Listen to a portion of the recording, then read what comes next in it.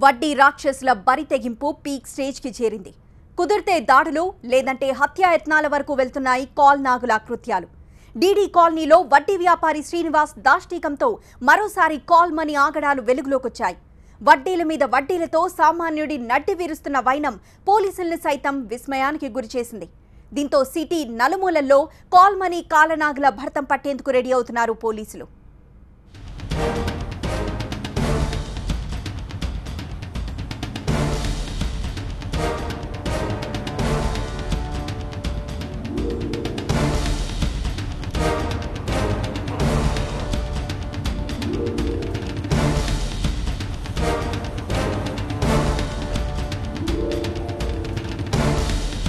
అవసరానికి తీసుకునే అప్పు ఎంత ముప్పు తెస్తుందో కళ్లకు కట్టిన సీన్.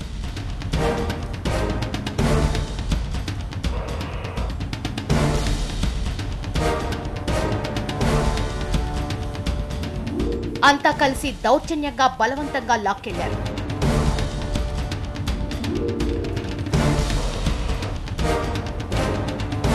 ఒకరిద్దరు కాదు, ఏకంగా 6 సభ్యుల ముఠా బరితెగింపు ఇది. ఇక్కడ కేవలం తీసుకెళ్తున్నారంతే. అంతకుముందు జరిగిన సీనే వేరు.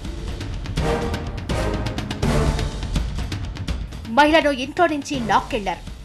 డబ్బిస్తావా చస్తావా అంటూ దాడి చేశారు. అక్కడి నుంచి ఇద్దరు వచ్చారు, ఇద్దరు కొట్టుకుంటూ వెళ్ళారు. ఇక్కడ దాకా కొట్టుకుంటూ వెళ్తే అక్కడి నుంచి వాళ్ళు తీసుకువెళ్ళారు. కార్లే కాదు, బండి మీద వచ్చారు. వాళ్ళు అప్పుడే అక్కడ వంట చేసి ఇలా వస్తుంటే అక్కడ ఇస్త్రీ చేసుకుంటుంది, వీళ్ళతో మాట్లాడుతుంటే కొట్టుకుంటూ తీసుకెళ్లారు. అపార్ట్మెంట్ లో అందరూ చూస్తున్నా లెక్క చేయలేదు. డబ్బు పరపతుందనే అహంకారంతో వడ్డీ వ్యాపారి శ్రీనివాస్ అండ్ కో దాష్టికానికి తెగబడింది. ఇద్దరినే చూసిన బయటికి గుంజుకోపోయేటప్పుడు ఈ నుంచి అక్కడ గుంజుకోపోయారు, కొట్టుకుంటా తీసుకుపోయారు సార్. గుంజుకోపోయారు సార్, అంతే. అపార్ట్మెంట్ ముందటి నుంచి గుంజుకోపోయారు. సోమవారం సాయంత్రం 8 గంటల సమయంలో డీడీ కాలనీలోని ఆర్కిడ్ అపార్ట్మెంట్ కు వెళ్లింది వడ్డీ వ్యాపారి శ్రీనివాస్ గ్యాంగ్. వెళ్లగానే వాచ్మెన్ శ్రీనివాస్ భార్యపై దాడికి దిగారు. నోటికే కాదు, చేతులకి కాళ్లకి పని చెప్పారు. ఇలా కొంత దూరం తీసుకెళ్లి ఓ కారులో కిడ్నాప్ చేశారు. వడ్డీ వ్యాపారి శ్రీనివాస్ దాడి వెనుక పెద్ద కథే ఉంది. వాచ్మెన్ శ్రీనివాస్ వ్యాపారం నుంచి 3 లక్షల రూపాయలు అప్పుగా తీసుకున్నాడు. అది కూడా 100కు 10 రూపాయల వడ్డీకి. నెలనెలా టంచనుగానే చెల్లించాడు. అలా వడ్డీ కింద 1,00,000 రూపాయలు మొట్ట చెప్పాడు. అసలు చెల్లించడంలో ఆలస్యం కావడంతో వ్యాపారి శ్రీనివాస్ ఊగిపోయాడు. తన అనుచరులతో అపార్ట్మెంట్కి వెళ్లి దౌర్జన్యానికి దిగాడు. నీ భార్యను తీసుకెళ్తున్నామని, డబ్బు చెల్లించి తీసుకెళ్లమని వాచ్మెన్ కి వార్నింగ్ ఇస్తూ వెళ్లాడు. కంగారు పడ్డ వాచ్మెన్ పోలీసులకు ఫిర్యాదు చేశాడు. వెంటనే అప్రమత్తమైన పోలీసులు సీసీ ఫుటేజ్, ఫోన్ కాల్స్ ఆధారంగా నిందితుల డెన్ను ట్రేస్ అవుట్ చేశారు. వెంటనే ఆ ప్రాంతానికి వెళ్లి మహిళకు విముక్తి కల్పించి నిందితుల్ని అదుపులోకి తీసుకున్నారు. జరిగిన ఎంబడే మనం సీసీటీవీ ఫుటేజ్ ఆధారంగా జెన్పాక్ట్ కంపెనీకి సంబంధించిన ఆ కార్, ఇండికా కార్ యొక్క నంబర్తో అది మనకు టోల్ గేట్ క్రాస్ అయినట్టు, నిజామాబాద్ సైడ్ వెళ్ళినట్టు ఇమ్మీడియట్గా మనము కెమెరాస్ ద్వారా ట్రేస్ చేయడం జరిగింది. వాళ్ళు ఫోన్స్ చేస్తే ఇతను మాకు ఆల్రెడీ తెలిసిన అతను, మా కమ్యూనిటీకి అన్న అతను అక్కడ ఉన్నాడని ఐడెంటిఫై చేయడం జరిగింది.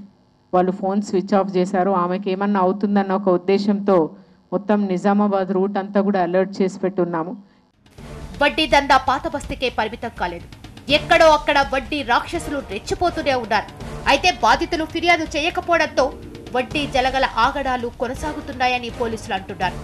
బాధితులు ధైర్యంగా ఫిర్యాదు చేయాలని భరోసానిస్తున్నారు. అమ్మాయి చెప్పిన ఇన్వెస్టిగేషన్ ఏదైతే స్టేట్మెంట్ ఇస్తుందో ఆ స్టేట్మెంట్ ప్రకారము ప్రతిదీ సెక్షన్ వేయడం జరుగుతుందండి.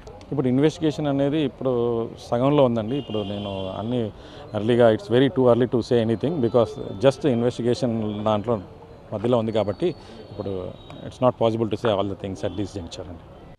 నిందితుల నుంచి ఓ కారు, బైక్తో పాటు 4 మొబైల్ ఫోన్లు స్వాధీనం చేసుకున్నారు. బాధితులు కాస్త ధైర్యం చేసి పోలీసులకు ఫిర్యాదు చేయడంతో వడ్డీ వ్యాపారి శ్రీనివాస్ ఆగడాలు వెలుగులోకొచ్చాయి. ఒక్క శ్రీనివాసే కాదు, సిటీ నలుమూలల్లో కాల్మనీ కాలనాగుల అరాచకాలు కొనసాగుతూనే ఉన్నాయి. కానీ బయటకు రావడం లేదు. అవసరం తీర్చే మిషతో అప్పులిస్తూ వడ్డీల మీద వడ్డీలు వసూలు చేస్తున్న మనీ కేటుగాళ్లు మరెందరో ఉన్నారు. మరిన్ని దారుణాలు జరగకముందే ఈ వడ్డీ రాక్షసుల భరతం పట్టాలంటున్నారు బాధిత కుటుంబాలు.